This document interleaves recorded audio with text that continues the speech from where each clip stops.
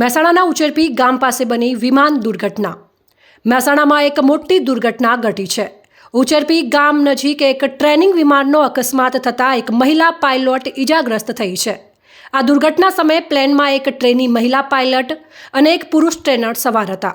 આ ઘટનાની જાણ થતાં સ્થાનિક લોકો, પોલીસની ટીમ સહિત તંત્ર સ્થળ ઉપર પહોંચ્યું હતું અને ઈજાગ્રસ્ત મહિલા પાયલટને સારવાર અર્થે નજીકની હોસ્પિટલ ખસેડવામાં આવી છે। બ્લુ રેડ નામની પ્રાઇવેટ કંપની પાયલોટ માટેની ટ્રેનિંગ આપી રહી હોવાનું જાણવા મળ્યું છે। તમારું નામ? મારું નામ જેએમ પઠાણ। હું તલાટી કામ મંત્રી તરીકે અહીં ઉચરપી ગામમાં ફરજ બજાવું છું।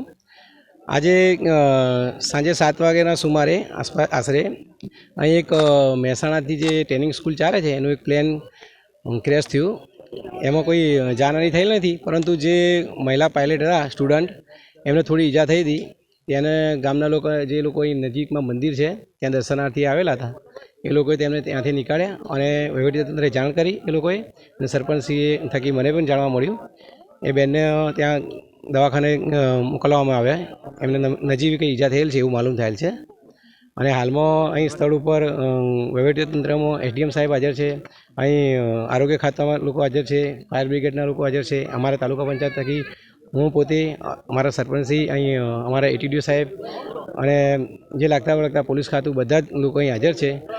અને હાલમાં કોઈ એવું દુર્ઘટના ભારે થઈ નથી। હું doctor Parulal Prajapati, AYUSH medical officer, PSC બામોસનામાં ફરજ બજાવું છું।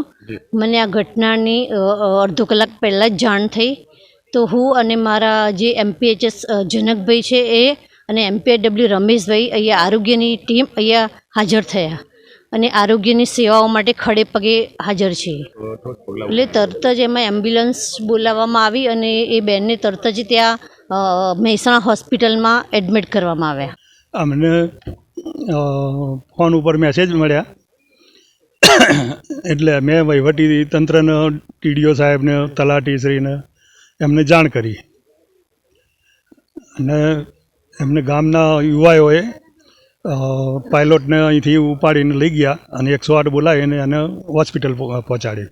હાલના તબક્કે જે કાર્યવાહી ચાલી રહી છે એ બાબતે આપનું શું કહેવું છે? અત્યારે શું કાર્યવાહી ચાલી રહી છે?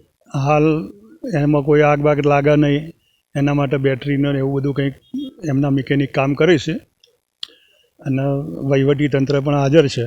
ડેપ્યુટી કલેક્ટર સાહેબ, પ્રાંત ઓફિસર બધા હાજર જ છે અહીંયા।